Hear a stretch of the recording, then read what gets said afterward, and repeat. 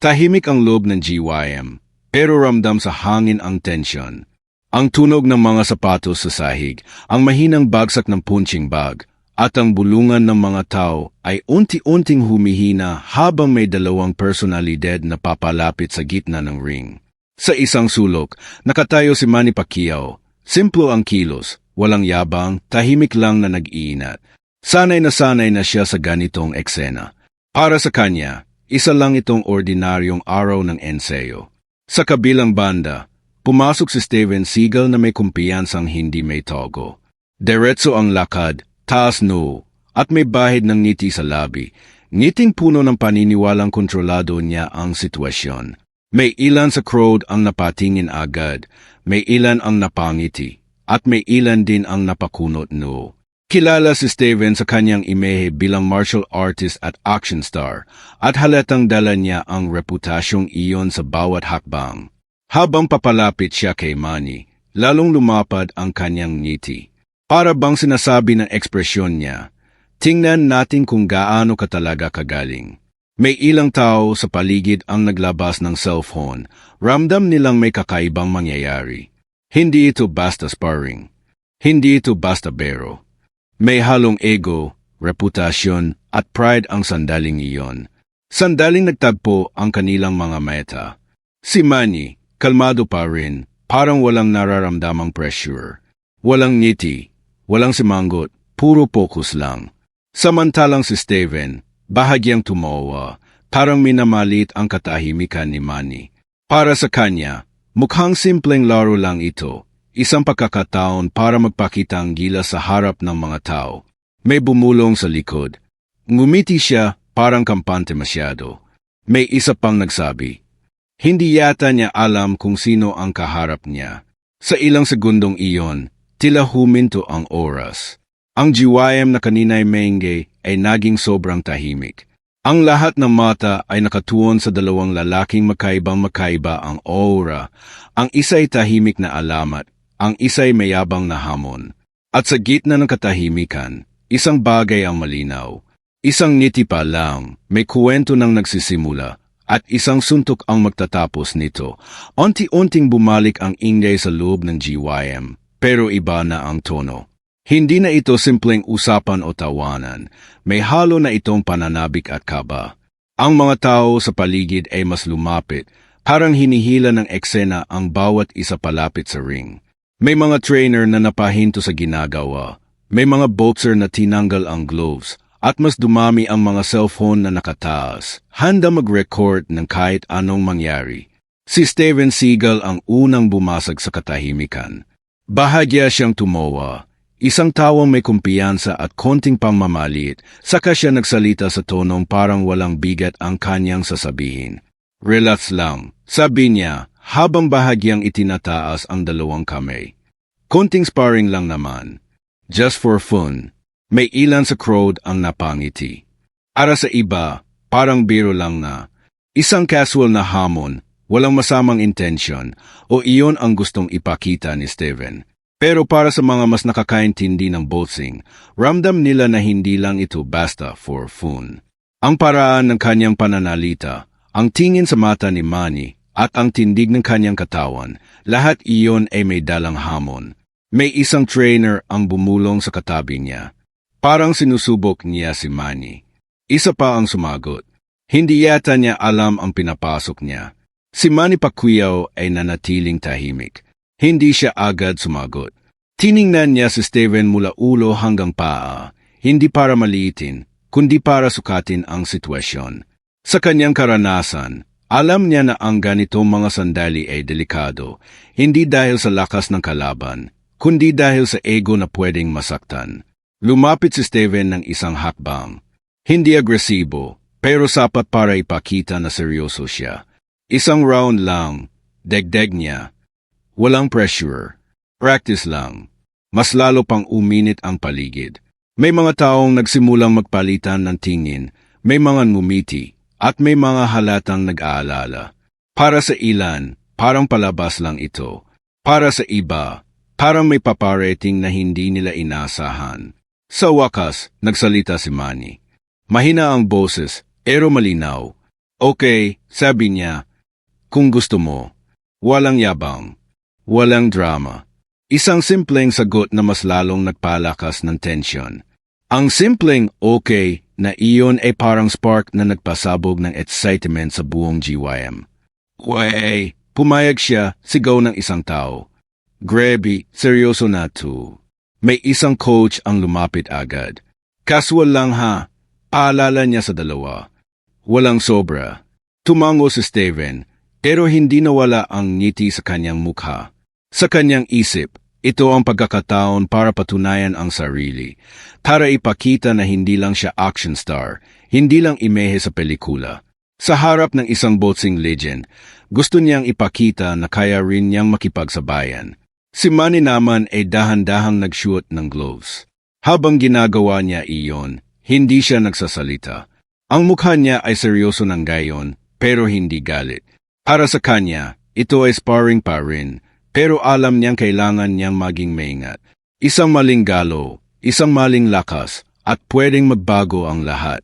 Habang naghahanda sila, mas lalo pang lumapit ang crowd. May mga nagbubulungan. Sa tingin mo, anong mangyayari? Friendly lang daw, pero bakit parang iba ang aura? Si Manny Yen, kahit friendly, delikado. May isang matandang trainer ang napiling. Kapag hinamon mo ang isang alamat, sabi niya, kailangan handa ka sa sagot. Sa gitna ng lahat ng iyon, tumunog ang bell, hindi pa para magsimula ang laban, kundi parang hudyat na wala ng atrasan. Ang hamon ay nailapag na. Ang ngiti ni Steven ay nandiyan pa rin, pero ngayon ay may halong pag-asa at kumpiyansa. Si Manny, tahimik pa rin, pero ang kanyang mga mata ay puno ng focus. Sa sandaling iyon, malinaw sa lahat. Hindi na ito simpleng bero. Ang just for fun ay unti-unting nagiging seryosong pagsubok. At ang hamon na sinimulan sa isang ngiti ay papunta na sa isang sandaling hindi na mababawi. At habang ang dalawang lalaki ay papalapit sa gitna ng ring, isang tanong ang nasa isip ng lahat. Handa ba talaga siya sa hinamon niya? Habang abala ang lahat sa paligid, may nag-uusap. May nagre-record, may nakangiti at may nag-aabang. Si Manny Pacquiao ay nanatiling tahimik. Parang hiwalay siya sa ingay ng GYM. Hindi siya sumasabay sa hype. Hindi rin niya pinapansin ang mga bulungan. Para bang sa sandaling iyon, may sarili siyang mundo. Isang lugar na pamilyar sa kanya bago ang bawat laban. Dahan-dahan niyang inayos ang kanyang gloves. Hinigpitan ang velcro. Siniguradong tama ang kapit. Isang simpleng galaw, pero halatang puno ng kahulugan. Hindi ito ginagawa ng isang taong gustong magpakita ang gilas. Ginagawa ito ng isang taong handang pumasok sa seryosong sitwasyon, kahit pa ang tawag dito ay casual sparring. May ilang tao ang napansin ang pagbabago ng aura ni Manny. Kanina, kalmado lang siya. Ngayon, kalmado pa rin, pero mas malalim. Ang kanyang mga mata ay hindi na naglalakad sa paligid. Diretso na ang tingin, malinaw ang focus. Walang galit, walang yabang, pero may babalang hindi binibikas. Sa kabilang sulok, si Steven Seagal ay patuloy na nakangiti. Aminsan-minsan, gumagalaw ang balikat, parang nagpapakita ng kumpiyansa. Pero kung titignan ng mabuti, may kaunting pagbabago rin sa kanyang ekspresyon. Parang may sandaling napaisip siya. Bakit ganito katahimik si Manny? Walang trash talk, walang bero, walang kahit anong reaksyon na inaasahan niya. Isang trainer ang lumapit kay Manny. Okay ka lang? Tanong niya. Tumango si Manny. Maikli niyang sagot. Iyon lang. Isang salita.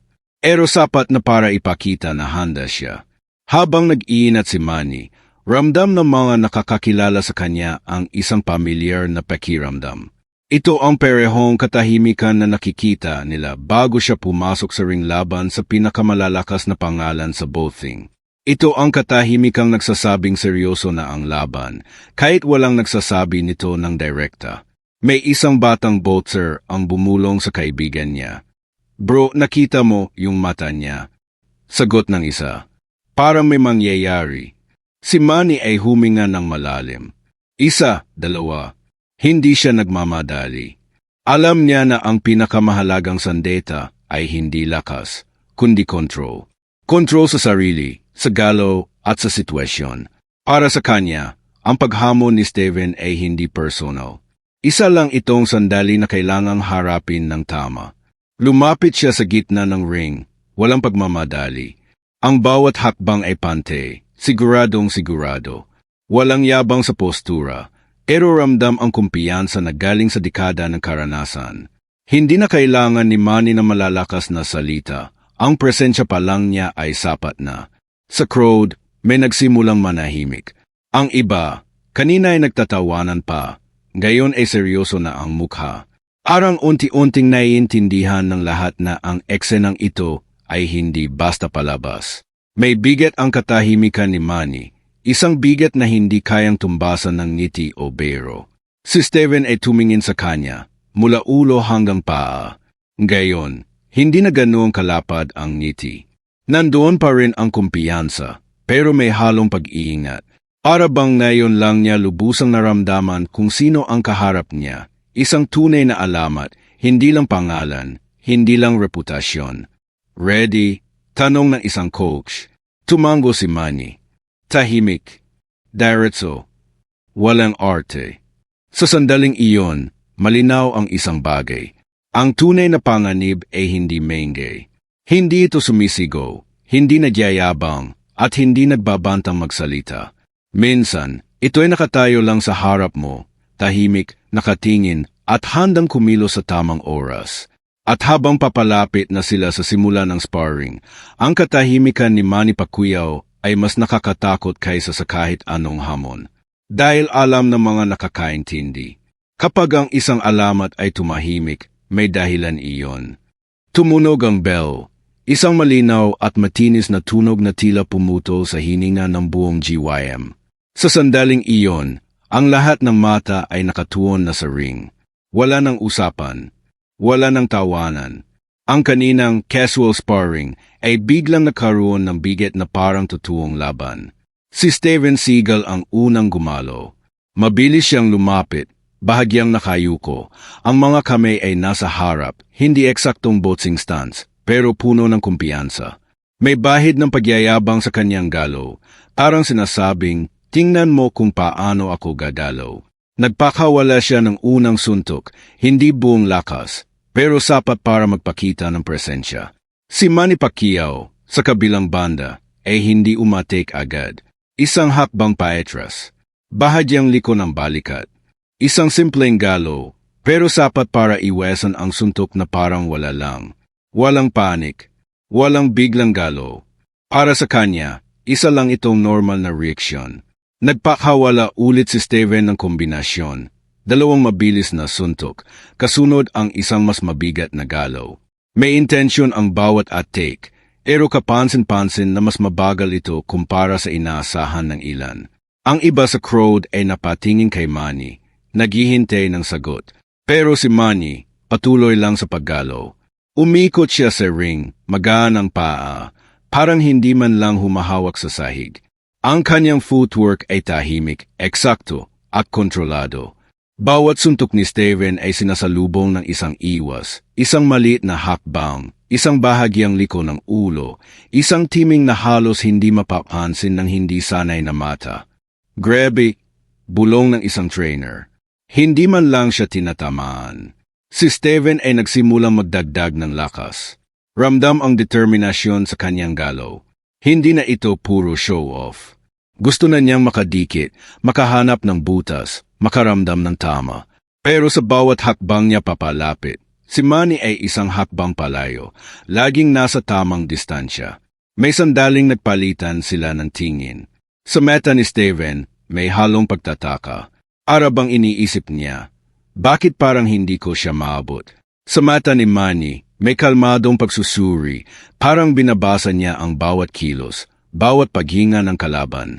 Muling umatik si Steven, isang mas malakas na suntok, diretso sa gitna.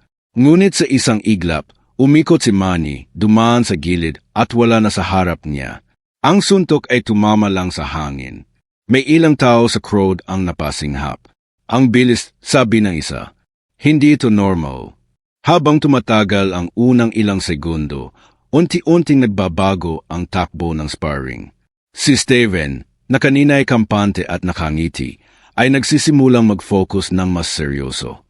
Ang kanyang mga galaw ay mas diretso na, mas pilit. Si Manny naman, kahit hindi pa umatik ng todo, ay malinaw na may control sa tempo. Isang jab ang pinakawalan ni Manny, hindi malakas, hindi agresibo. Parang paalala lang. Pero sapat ito para mapahinto si Steven ng isang saglit. Isang segundo lang, pero mahalaga. Sa boxing, ang isang segundo ay pwedeng magbago ng lahat. Napansin ito ng crowd. Wait, tumama. Hindi pa siya seryoso. Ang unang galaw na iyon ni Manny ay parang mensahe, kaya kitang abutin kung gusto ko. At ang mensaheng iyon ay ramdam na ramdam ni Steven. Ang kanyang kumpiyansa ay nandiyan pa rin, pero ngayon ay may halong pag-iingat. Hindi na basta-basta ang bawat hakbang. Sa pagtatapos ng unang palitan, malinaw sa lahat na may kakaiba sa sparring na ito. Hindi pa tapos ang laban, hindi pa lumalabas ang tunay na bilis ni Manny, pero ang direksyon ay nagsisimula ng malinaw. At sa likod ng tahimik na galaw at simpleng iwas, unti-unting nabubuo ang isang katotohanan. Ang unang galaw pa lang, may control na ang alamat. May sandaling parang huminto ang lahat. Hindi dahil may tumama na agad, kundi dahil nagbago ang ritmo. Ang kaninang kontroladong galaw ni Manny Pacquiao ay unti-unting nag-iba. Hindi bigla, hindi halata, pero ramdam ng mga sanay tumingin.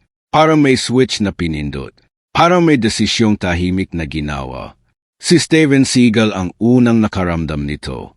Habang sinusubukan niyang mag-adjust, napansin niyang hindi na pareho ang distansya. Kanina, parang laging malayo si Manny, isang hakbang palayo, isang ikot sa gilid. Ngayon, kahit gumagalaw pa rin si Manny ng magaan, mas malapit na siya. Hindi dahil bumagal, kundi dahil mas eksakto na ang timing. Nagpakawala si Steven ng isa pang suntok, mas mabilis kaysa dati. Ngunit sa mismong sandaling iyon, gumalaw si Manny papasok. Hindi pa ito atik. Isa lang itong paglapit, pero sapat para guluhin ang isip ng kalaban. Ang suntok ni Steven ay dumaan sa air, at sa unang pagkakataon, naramdaman niyang si Manny ang may control sa espesyo. May bumulong sa crowd. Wait, nag-iba na. Himinga ng malalim si Manny. Kita sa kanyang postura na mas relaxed pa rin siya, pero ngayon, may kasamang determinasyon. Ang kanyang mga balikat ay mas maluwag, ang mga paa ay mas buhay. Para sa mga nakakakilala sa kanya, malinaw ang senyales, oras na para magpakita. Isang mabilis na jab ang pinakawalan ni Manny, mas malinaw, mas diretso kaysa kanina. Tumama ito sa guard ni Steven, pero ramdam ang impact. Hindi ito masakit sa katawan, pero masakit sa kumpiyansa. Napaatras si Steven ng kalahating hakbang. Tumama yon. Sabi ng isang trainer, hindi na bero. Sinubukan ni Steven bumawi. Nagmadali siya, nagpakawala ng sunod-sunod na galaw, parang gustong ipakita na kaya pa niyang sabayan ang bilis. Pero dito nagsimulang lumitaw ang problema. Habang mas pinipilit niya, mas nawawala ang balance. At habang mas nagmamadali siya, mas nagiging malinaw ang agwat ng kanilang karanasan. Si Manny ay hindi nagmadali. Sa halip, binasa niya ang bawat kilos. Isang bahagyang galaw ng balikat ni Steven, senyales ng paparating na suntok. Isang pagbabago sa paghinga, senyales ng pagod. At sa sandaling iyon, kumilos siya. Isang mabilis na kombinasyon, hindi pa full power, pero sapat para ipakita ang bilis na hindi inaasahan ng marami. Jab, cross, isang bahagyang ikot sa gilid. Lahat ay nangyari sa loob ng ilang segundo. Halos hindi ma-process ng mata ng karaniwang manonood. May maririnig na, oy, mula sa crowd. Si Steven ay napaatras. Hindi siya bumagsak. Hindi rin siya tinamaan ng todo. Pero malinaw ang nangyari. Naunahan siya. At sa sparring, ang maunahan ay madalas siyang nawawalan ng control sa mental na laban. Sa mukha ni Steven, unti-unting nawala ang ngiti. Ang dating kumpiyansa ay napalitan ng seryosong ekspresyon. Hindi galit, kundi gulat. Arang ngayon lang niya lubusang naintindihan ang sitwasyon. Ang kaharap niya ay hindi lang isang sikat na pangalan, kundi isang boxingyerong may kakaibang timing at instinct. Si Manny, sa kabilang banda, ay nanatiling kalmado. Walang celebration, walang pagpapakita. Arang sinasabi ng kanyang kilos, ganito talada. Isang segundo ng katahimikan ang bumalot sa GYM. Kahit ang mga cellphone na kanina ay gumagalaw-galaw ay parang tumigil. Lahat ay nakatingin, naghihintay sa susunod na mangyayari. At sa gitna ng katahimikan, malinaw ang pagbabago ng enerhiya. Ang sparring na sinimulan bilang just for fun ay may direction ng gayon. Ang kumpiyansa ay lumipat ng panig. Ang control ay malinaw ng nasa kamay ni Manny. At ang hamon na kanina ay parang biro ay nagiging seryosong pagsubok sa harap ng lahat. Habang muling gumalaw si Manny, mas mabilis, mas eksakto, isang bagay ang malinaw sa isip ng mga nanonood. Hindi pa ito ang buong lakas niya. At kung ganito na ang epekto ng kanyang pagbabago, ano pa kaya ang mangyayari kapag tuluyan na siyang bumitaw? Sa sandaling iyon, alam ng lahat, ito na ang punto ng walang balikan. Hindi agad pumutok ang ingay. Sa halip, katahimikan ang unang bumalot sa GYM, isang mabigat na katahimikang mas malakas pa kaysa sigawan. Ang mga taong kanina ay excited at maingay ay biglang natigilan, parang sabay-sabay na humawak ng hininga.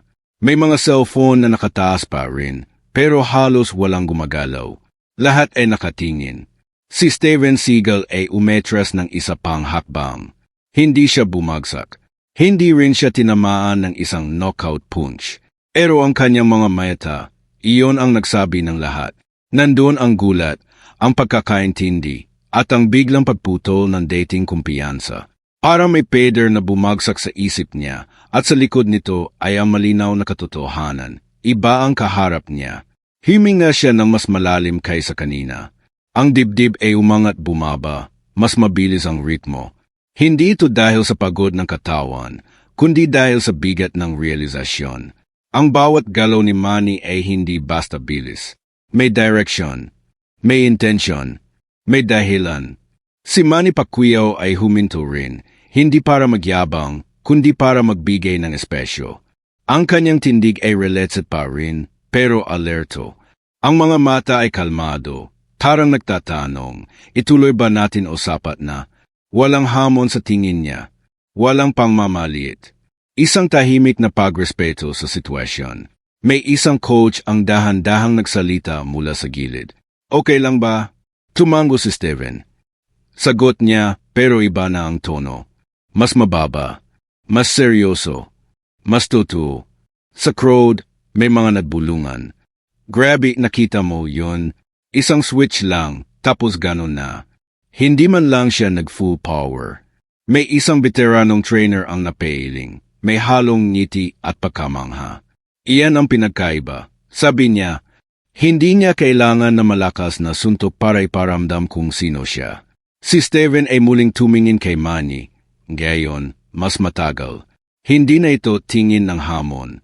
Ito ay tingin ng pagkilala. Parang sinasabi ng kanyang ekspresyon, ngayon ko naiintindihan. Ang dating ngiti ay tuluyan ng nawala, napalitan ng respeto at pag-iingat. Si Manny ay bahagyang yumuko ng ulo, isang simpleng kilos, pero puno ng kahulugan. Hindi ito paghingi ng paumanhin. Hindi rin pagmamataas. Isa itong senyales ng profesionalismo. Harabang sinasabi niya, sparring lang ito, pero seryoso tayo. May ilan sa crowd ang nagsimulang pumalakpak, hindi malakas, hindi sabay-sabay, parang natural na reaksyon ng paghanga. Hindi para sa pananakit, hindi para sa drama, kundi para sa klase ng ipinakita. Ang bell ay muling tumunog, hudyat hindi ng panibagong round, kundi ng pagtatapos ng sandali. Ang sparring ay tila huminto sa sariling desisyon ng lahat. Walang kailangang magsabi ng tama na. Ramdam na ng lahat na nakuha na ang mensahe. Si Steven ay lumapit ng kalahating hakbang at inabot ang kanyang kamay. Salamat, sabi niya. Maikli, pero totoo. Tinanggap ni Manny ang kamay. Salamat din, sagot niya. Walang camera angle na mas dramatic pa sa eksenang iyon. Dalawang lalaking magkaiba ang pinanggalingan. Magkaiba ang estilo. pero nagtagpo sa isang sandaling puno ng respeto.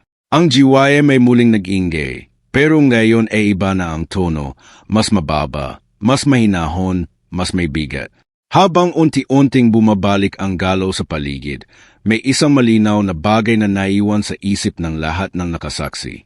Hindi kailangan may bumagsak para malaman kung sino ang may control. Hindi kailangang may masaktan para maramdaman ang agwat. Minsan, sapat na ang ilang segundo, ilang galaw para ipakita ang katotohanan. At sa sandaling iyon, ang lahat ay nagkaisa sa isang tahimik na conclusion. Ang alamat ay hindi kailanman kailangang sumigaw. Kapag kumilos siya, sapat na iyon. Unti-unting bumalik ang normal na galaw sa loob ng GYM, pero walang bumalik sa deity. May mga taong nagbaba ng cellphone, may mga nagkatinginan, at may mga napangiti na parang nakasaksi ng isang bihirang sandali. Hindi ito ekse ng puno ng sigawan o knockout, pero ito ang klase ng sandaling mas tumatagal sa alaala. Si Manny Pacquiao ay dahan-dahang tinanggal ang kanyang gloves. Walang celebration, walang taas kamay. Para sa kanya, tapos na ang sandali. Isa lang itong sparring, pero sa paraan ng kanyang pagkilos, malinaw na may iniwang aral. Ang bawat galaw niya ay tahimik, parang walang malaking nangyari. Pero ang katahimikang iyon ang mas nagsalita. Si Steven Seagal, sa kabilang banda, ay huminga ng malalim at tumingin sa paligid. Parang ngayon lang niya napansin ang dami ng matang nakasubaybay. Hindi siya nahihiya, pero halatang may pagbabago. Ang dating kumpiyansa na puno ng yabang ay napalitan ng isang mas tahimik na tiwala. Ang uri ng kumpiyansang galing sa pagkakaunawa, hindi sa pagmamataas. Lumapit siya kay Manny at bahagyang tumango. Isang kilos na hindi kailangan ng paliwanag. Sa mundo ng mga mandirigma, sapat na iyon. Walang salitang kayang magpaliwanag ng respeto na mas malinaw ka sa isang simpleng tango. May isang tao sa crowd ang bumulong. Hindi lahat ng laban may talo. Pero may natututo, sagot ng isa. May trainer ang nagsimulang mag-ayos ng ring. Ang ilan ay bumalik na sa kani-kanilang ensayo, pero ramdam na ramdam pa rin ang enerhiya na nangyari. Para may aral na naiwan sa hangin, isang paalala na ang tunay na lakas ay hindi palaging maingay, at ang tunay na galing ay hindi kailangang ipagmalaki. Habang may nag-upload na ng video, may naglalagay na ng caption. Ngumiti siya pero sandali lang. Manny Pacquiao, tahimik pero nakakatakot. Isang suntok, isang aral. Sa loob ng ilang oras, kumalat ang clip. Iba-ibang anggulo, iba-ibang edit, pero iisa ang mensahe. Hindi ito tungkol sa pananakit. Hindi ito tungkol sa ego. Ito ay tungkol sa pagrespeto sa alamat. May mga nagkomento. Ganito ang tunay na champion. Hindi niya kailangan ng class over chows. Si Manny ay umalis ng GYM na parang karaniwang araw lang. Walang media, walang interview, walang drama. Pero sa bawat hakbang niya palabas, bit-bit niya ang isang bagay na hindi kailanman mawawala, ang respeto ng mga nakakaintindi ng laro. Si Steven naman ay naiwan sandali, nakaupo, nag-iisip. Hindi talo, hindi panalo, pero mas malinaw ang pananaw. Minsan, ang pinakamahalagang laban ay hindi sa ring, kundi sa loob ng sarili. At sa sandaling iyon, tila may natutunan siya na hindi kayang ituro ng kahit anong pelikula. Sa huli, ang video ay nagtapos sa isang simpleng frame. Si Manny, tahimik. Si Steven, nakatingin. Ang crowd, tahimik na humahanga. Text sa screen, huwag maliitin ang isang alamat. Walang background music na malakas. Walang flashy effect. Isang simpleng fade to black. Pero sapat na iyon para maging viral, dahil ang tunay na kwento ay hindi kailangang palakasin.